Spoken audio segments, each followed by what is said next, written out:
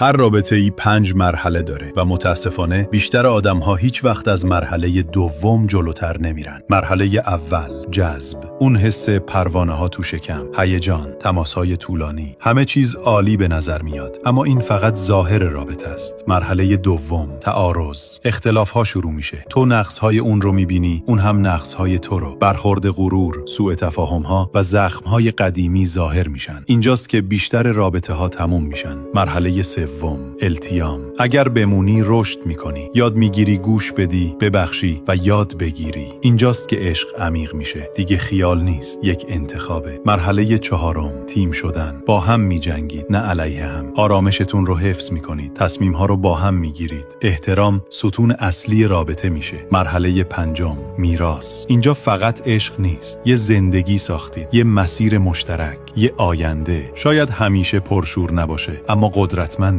این یعنی عشق واقعی. بیشتر زوجها در مرحله دوم کم میارن، چون فکر میکنن تعارض یعنی شکست، در حالی که تعارض در اصل دروازه عمقه. عشق یعنی از طوفان‌ها فرار نکردن، بلکه دست همدیگر رو گرفتن و با هم عبور کردن. اگر بعد از دعواها، اشک‌ها و سکوت‌ها هنوز کنار هم هستید، این فقط عشق نیست، دارید چیزی ابدی میسازید.